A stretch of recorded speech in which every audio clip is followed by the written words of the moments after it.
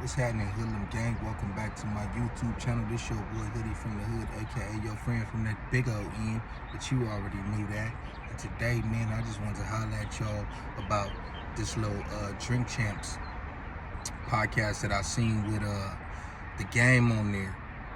There's been viral clips circulating all throughout the internet, and you know, we was waiting for it to drop, and it dropped. I don't know if it dropped yesterday or the day before, but I seen it yesterday.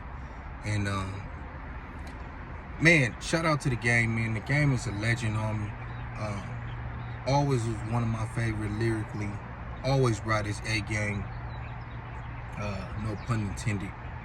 When it comes to this rap shit and bars, and he's really a student of the game. Damn, there go another pun. But yeah, man, shout out to the game, man. But let's get into this interview a little bit. Some of the things that he said, you know, the game, no matter how he try to twist it and flip it, he comes with theatrics and he does things on purpose to go viral, just like his manager, even though he claims that him and his manager don't agree on anything, and they probably don't. But he definitely be coming with some of that, if you know what I mean. I don't want to say it. You know, I'm not even monetized, but, you know, I got to start training myself to watch my vocabulary. Shout out to Nate Dogg, you know, put me up on game. Nate Dogg 916. But anyways, yeah, he got into the beef with him and 50 Cent and how it started. And he did say that it was his fault, which even me as a 17-year-old back then, 16, 17-year-old, I already knew, like, this nigga, he on some weirdo shit. Like, even I knew that, you know? And I know a lot of people that was around me was automatically rooting for him because he is from the West Coast, but I was one that wasn't on that train, because I just felt like he was on some weirdo shit. And it's a good thing that he came out and he, in so many words, admitted that he was, you know? Even though he put out some classic diss tracks, don't get me twisted, 300 bars and several others, but that's the most notable off the top of my head.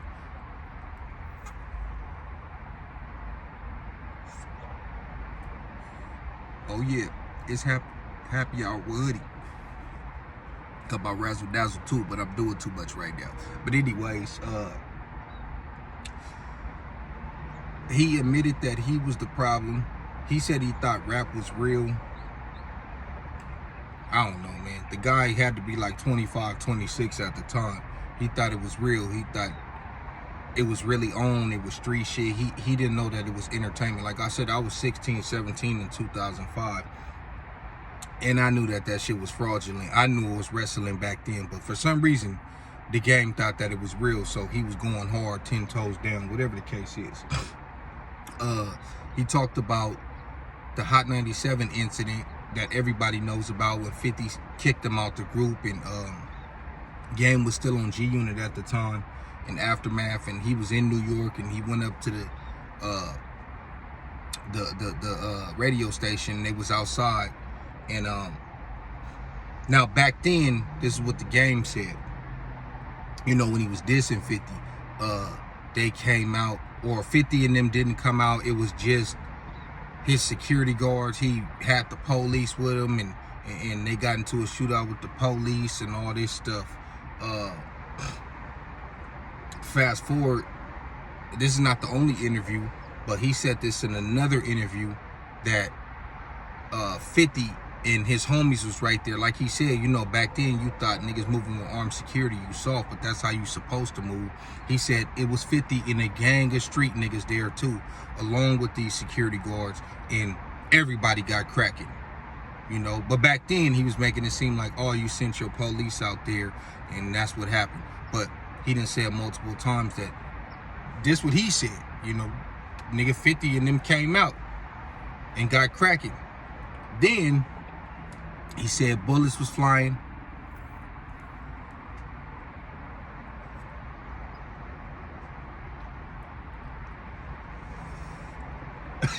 he said bullets was flying, and he was running and shooting behind his back like Darkwing Duck. This is exactly what he said. I ain't making this up. You can go watch it. So I remember 50 came out with a song called Gun Jam. You could look it up right now. It was around that time, around 300 bars. And he said, you screaming your gun jam. Nigga, your gun ain't jammed. They let off your bitch ass brain. So Game confirmed that he was running when he said he was shooting behind his back and all this crazy shit. And he was running. He literally said that. But then he said, you know, they got put on the plane, went back to New York, and then he said he wanted to come back to New York. He wanted to have another shootout, and because he thought he was supposed to die like Tupac and Biggie, all this crazy shit. And it's like, bro, if that's the case, you wouldn't have been running shooting behind your back. Like, you gotta miss me with the bullshit, bro. But it sounds good. Then he also said he always respected 50's pen and his, you know, his lyrics and all this. But at the time, he was trying to convince the world that 50 was the most garbage nigga ever. But we knew that wasn't true. He also said he just wanted to let 50 know that he was on that level, if not better. You know what I mean? I do respect the fact that he didn't go against Jada and Fat Joe and all them, because he already had a relationship with these dudes prior to him linking up with G-Unit, and that would have been fraudulent of him to just turn his back on them. Now, what he did say was he would have let them know, like, hey, I'm rocking with this dude now.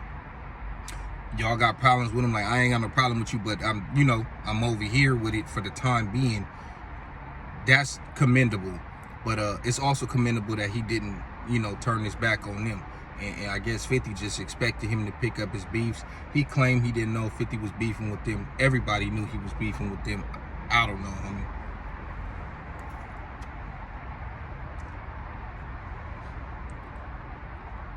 Also, he said, he said the first time that he went to the studio with Dre, he said Snoop and them was there, Busta Rhymes, 50 was doing In the Club at the time, and he said the first time that he heard that beat, he was jealous. He wanted that beat for himself. Now, that's man in him to admit that he was jealous, you know, because that's not a masculine trait. It's a female trait, but niggas have it and they don't admit it. So shout out to him for admitting that.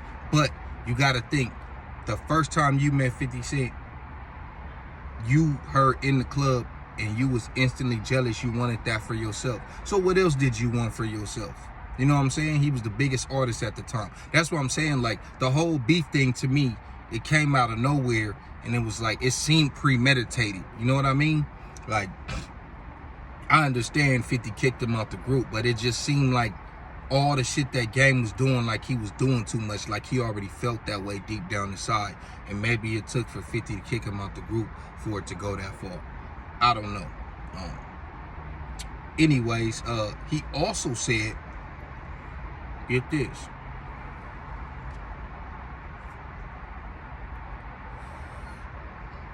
He also said that he want to battle Eminem in the verses. He said he used to think Eminem was better than him, but now he don't feel that way. He feel like there ain't no nigga on this earth that could get with his program. And I mean, like I said, that's confidence. That's cool to have and all, but and I'm not sleeping on the Game. Like I said, lyrically, he gonna bring his A game, but I just don't think that the Game is on Eminem's level. He could prove us wrong. I doubt Eminem does a versus with him or anybody. I think 50 said he'd do a versus with Game. I think he said that's the only person he'd do one with. That'd be more interesting. But you're not messing with that white dude. Then he tried to spin the narrative like his manager, like when Nori told him, oh, nah, you don't want that. He like, so what you saying? I don't want to smoke with the white man? No, that's not what he said. He's saying you don't want to smoke with that white man. Don't try to paint it like black versus white. Like, I hate lame shit like that. Then he was basically saying, like, you know, Kendrick, my little dude, I watched him grow up, but Kendrick, he'd get on Kendrick too. Like, this dude is full of himself, homie. He good, homie. He's great. Ain't gonna take nothing from him. He's great. I don't think you fucking with Kendrick, homie. That's just me personally. That ain't Kendrick's lane. It don't seem like Kendrick care to do any of that type of stuff. Maybe unless it's with Drake. I feel like Kendrick only wants Drake. That's his ceiling. Like, The Game is a legend, but he's an afterthought. Like, I don't even see Eminem entertaining what he said. Let's just be real. I don't care how many bars you could spit. You could spit 1,000 bars, bro. You have not been popping like that. Even though I enjoy his albums, the documentary too, Streets of Compton, 1992. Like, if he drop an album right now, I'm gonna go check it out. But I'm just saying, this ain't 2005, 2006, 2008. None, like, The Game. You good. You alright. You ain't Eminem, Kendrick. Come on, homie. Stop it.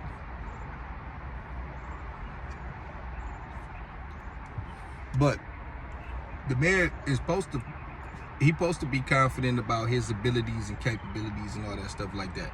But, you know, like I said, shout out to The Game. You are a legend. That was a 4-hour interview. I watched 3 hours of it.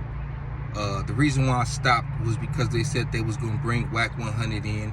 And as soon as they brought him in, I don't need to hear nothing from that dude. We done already heard enough of him on Clown House, Snitch House. Yeah, he talked way too much, so I cut it off as soon as it was his time to speak. But shout out to The Game, man. Shout out to Drink Champ. Shout out to Nori. That's a legendary podcast, homie, and I enjoy it. I enjoy a lot of the interviews, and that one yesterday was that was a dope one, homie. So yeah, man, like I said, yeah, shout out to them, and like, comment, subscribe, all that stuff, man. I appreciate y'all for rocking with me, and we're gonna keep our foot on their necks.